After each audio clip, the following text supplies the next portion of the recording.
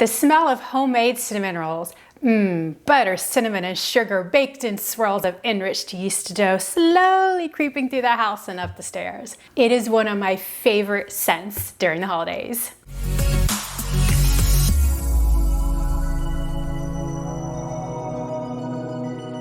Variations of cinnamon rolls, also known as sticky buns or sweet rolls, are found all over the world. There are the well-known Chelsea buns in the UK, matcha rolls in China, and cinnamon rolls made with sesame paste in Japan. The medal of origination, however, belongs to Sweden. There they are called kanelbullar, which means surprise cinnamon roll. In fact, October 4th is National Cinnamon Bun Day in Sweden. For decades, I've made many cinnamon roll variations to include maple syrup and pumpkin in the dough. The traditional Swedish version includes cardamom and isn't quite as heavy as an American version. Today, though, I'm sharing my favorite standard holiday cinnamon roll recipe with optional filling variations perfect for the holiday season. My recipe is a common American version with an enriched yeast dough filled with butter, brown sugar, and cinnamon, topped with an almond flavored powdered sugar icing. Americans love cinnamon rolls. That special reminiscent smell acts like a time travel capsule that harkens nostalgia. Maybe that smell reminds you of being a kid at grandma's house. Or, like me, maybe it transports you back to those teenage hangout at the mall days, walking past that famous cinnamon bun store. Regardless, whether bakery bought from a can or fresh from the oven, cinnamon rolls really are like that comforting, full of love hug from grandma. Let's check out my recipe. For the basic dough ingredients, you'll need yeast, milk, butter, granulated sugar, salt, eggs, vanilla, and all-purpose flour. For the filling ingredients, you'll need brown sugar, ground cinnamon, and butter. For optional holiday ingredients, you can include your favorite nuts and dried fruit. See my recipe below for suggestions and quantities. And finally, for the icing ingredients, you'll need powdered sugar, almond extract, and or vanilla, and milk of any kind. For optional holiday ingredients, you can top your iced buns with nuts or dried fruit. I'm ready to spend the day at grandma's house or hanging out at the mall with my friends. First, we need to make the dough. Let's start by activating the yeast. I find it easiest to make the dough using a stand mixer, but you could totally stir the ingredients in a large bowl. We want to whisk together 4½ teaspoons of yeast, which is about 2 packages from the store. And we're gonna add 1/2 cup of warm milk that has been heated to between 100 and 110 degrees.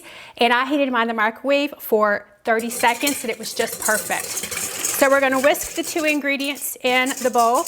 If you wanna activate your yeast just a little bit quicker, we're talking seconds to a minute or 2, you can always take a tablespoon from the sugar that we're about to add in a minute to this, and it'll help activate it maybe in less than 10 minutes. Our yeast is ready to set aside and activate. 10 minutes until it's frothy and bubbly. In a small measuring cup, add 1/2 cup of milk, which is 4 ounces, and you're gonna need 2 ounces of butter, either really soft butter or dice it up, and 2 ounces is 4 tablespoons, and you're gonna put that in with the milk. We're gonna heat the butter and the milk together in the microwave for 30 seconds and stir just until the butter is melted, adding 5 to 10 second increments until the butter is completely melted. When you dice your butter, if it's a little cooler than room temperature, and then you stick it in the microwave, it's gonna take less time for the butter to melt because there's less mass. So that's why dicing the butter before you stick it in the microwave is a little better. So we're gonna add to the butter and milk mixture here 100 grams of sugar, and that is about 1/2 cup.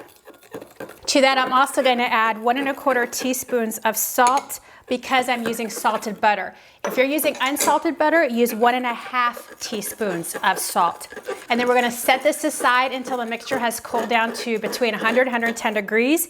If you didn't heat up your butter and milk too much, it's ready to go. Yeast is bubbly and frothy. Our milk mixture is at the right temperature, so go ahead and pour that into the yeast. Whisk that up. We're gonna add 2 large eggs to our mixture as well. So I cracked them separately in a bowl, beat them individually, and then just add them in to the mixture. And the reason, again, I like to crack mine in a bowl is so that I can make sure I don't get any shells in my mixture. And also, in case I have a bad egg, But also, we need to beat them before we add them too. Just makes it easier for them to break down and mix with the milk and the yeast. To this, we're gonna add 1 teaspoon of vanilla. Just whisk that up. We're gonna gradually whisk in 240 grams of flour. I've already measured it out, and 240 grams is 2 cups of flour. And we wanna whisk this initially because it's a quick way to mix it up before we use the dough hook. All right, we're getting the last bit of flour in there from our 240 grams. And notice using that whisk really works. Since my dough has thickened, I'm gonna transfer the bowl now to my machine. I'm gonna use the dough hook. We're gonna add the remaining bit of flour. I have 240 grams of flour here that I'm gonna start adding in slowly with my machine on low, levels 1 and 2. If using a large bowl and your hands and or a spoon, just stir the flour into the wet ingredients. Once the mixture has become too much to stir, begin kneading by hand on a floured surface. Slowly add your other 2 cups of flour. Okay, I've already added all of my 240 grams of flour. You're looking for a dough that's tacky and elasticy. If it's too sticky, mine's a little bit sticky. So I'm gonna start adding a tablespoon at a time until I get the dough to where it's no longer sticky. And you're gonna let it knead for 8 to 10 minutes. If you're kneading by hand, knead for 10 minutes. Be sure to stop along the way and scrape down the sides of your bowl. All right, my 10 minutes are up. Take a look. The dough is not sticky, but it also doesn't look dry. So we are finished with the kneading process. Go ahead and scrape down the edges of your bowl. All right, now it's about time for the resting and rising. So what I like to do is spray the sides and top of my dough with cooking spray because this is a hearty dough and it just makes it easier to remove from the bowl once it's risen if it's sprayed fairly well. If you're kneading by hand, place the dough back in a bowl and then cover the bowl either with a towel or plastic wrap. And then you're going to sit this in a warm area for about an hour or so until it's doubled in size. It may take up to an hour and a half. Just keep an eye on it, check an hour mark and see where you are. While the dough is rising, go ahead and prepare a 9 by 13 inch baking pan by greasing it. You could use spray, you could butter it, shortening, whatever you have, and then set it aside. Our dough has rested and has risen. Take a look, it's doubled in size. I let mine go for about an hour and a half. You might not have to let it go that long. All right, so lightly flour a work surface. We're gonna have to roll this out so we can make our cinnamon rolls. So make sure it's a little floured. Take a spatula and deflate your dough. Oh, it smells so nice. I just love yeasted dough. It smells so good. Okay, and then put that out over your, oh, came right out because we sprayed it, remember? Flour your hands as well. Okay, we're not doing any kneading here. It's strictly rolling it out. You can pat it out or you can use a rolling pin and roll it out. It's whatever you want to do. It's whatever's easiest for you. So it may be that you want to pat it out first because this dough is really pliable. It's easy to manipulate. And shape your rectangle into an 18 by 12. You want to soften 3 ounces of butter, which is 6 tablespoons. And you just want to brush it or use a spatula and just spread it out over the dough. You want to go from top to bottom, side to side, edge to edge, end to end. So in a bowl, we're going to add 1 cup of packed brown sugar. Pack it in because that's how brown sugar is typically measured. And 1.5 tablespoons, yes, I said tablespoons, of cinnamon. Use a fork or some other utensil and just mix it up really, really well. Just take your hands and then spread it out over the butter. A lot of times those ends, you just don't get a lot of filling in. So I do like to go to the ends of mine, but a lot of recipes will tell you leave about a half to a full inch from the edges, then just smooth it around. This is where you would also, if you wanted to add dried fruit, depending on the season or what you like, you could add 1/2 cup of dried cranberries around the holidays. Then you could add 1/2 cup of chopped nuts like pistachios. Cranberries and pistachios would go really well. Since I make an almond icing, you could put some chopped almonds in here if you want that nut flavor. Of course, pecans and walnuts are traditional. Okay, once you get it all spread out, gently pat it in because as we roll it, we don't really want our cinnamon and sugar to sort of ball up anywhere. And so this sort of helps that. And it also helps to adhere it so that when it's rising, it doesn't fall out and make this big caramelization at the bottom, which would not be a bad idea either. So start at one short end, and you want to try to make this as tight as you can. And if you have dough that's larger in certain sections than you have in others, then it's going to puff up more there and you'll have a little bit bigger roll than you probably want. And roll up all the way to the end. At this point is where we're going to cut it into 12 rolls. Now, we already know that this is 12 inches long, right? Because that's what we measured it at when we did our 18 by 12. So usually I will eyeball it. And the easiest way to eyeball it is to cut it in half, the big log, and then you get 6 out of this side, 6 out of this side.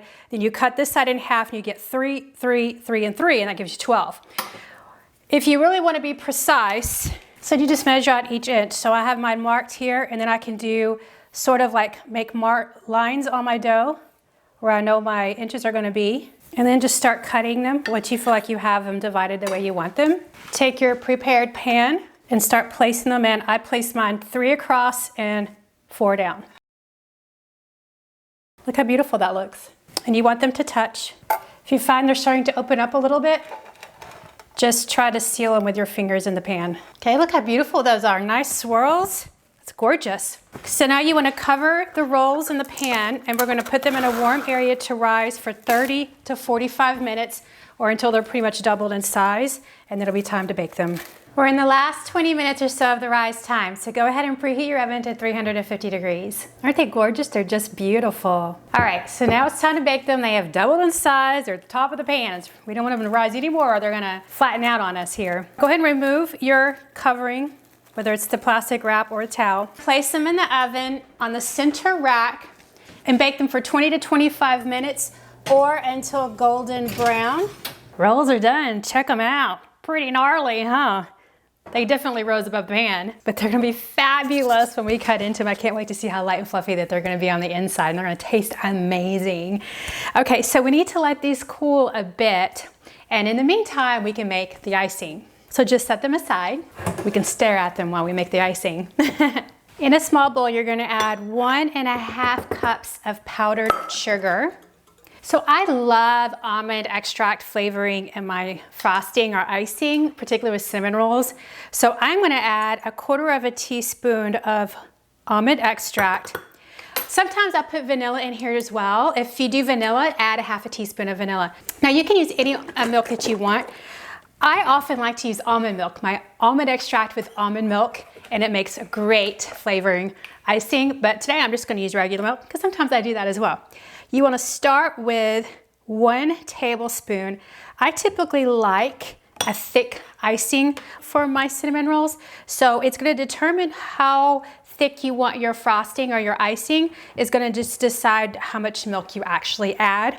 And also it's going to depend on the kind of milk that you use. If you have more of a watery milk, you may not need as much as you would a thicker milk. I'm using whole milk here. All right, so that's what mine looks like. That's the consistency that I like. If you are dying to have a cinnamon roll right now, you can go ahead and ice these and cut them. If the rolls are too warm, the icing will not harden up. It'll just kind of melt and ooze down into all the cracks and crevices, which is not a bad thing. But if you want to be able to see the icing on top, you need to wait till they cool before you actually top them. So that's what I'm going to do today. But everything is ready to go. We could technically eat them right now if we wanted to. All right, it's time to frost these cinnamon rolls. The rolls are still warm, but the tops are cool. And for me, that's more important because that means that the icing isn't going to ooze down too much because we still want to be able to see the top. I just take a fork or a whisk and then just drizzle over the top. You want to get the edges, the ends, all the edges there, and of course, all around. Once you've iced the rolls, at this point, if you want to highlight the almond flavor in the icing, you can sprinkle over thinly sliced almonds, and as the icing hardens, the almonds will harden with it. For an extra holiday twist, sprinkle chopped dried cranberries or pistachios over the icing before it hardens. Maybe some of the same ingredients that you put on the inside, then serve and enjoy. You can make the cinnamon rolls the night before all the way up to the point where you let them rise over on the stove, but don't let them rise. Just stick them in the refrigerator and then bake them the morning you want to eat them. The only caveat to that is that you have to let them sit on the counter in a warm area for about 1.5 hours until they've almost doubled in size before you bake them in the oven. It will take longer to rise after being in the fridge because the rolls need to warm up to room temperature first. Then bake and ice them as described. See my recipe link below for storage and reheating options. Cinnamon rolls are iced and ready to eat. Let's dig in. Let's cut into one of these. Ooh, look how nice and tall that is. That's gorgeous. Okay, you can definitely see all the layers because even some of the icing has oozed down. It's the bottom there. All right, let's look at the layers on the inside.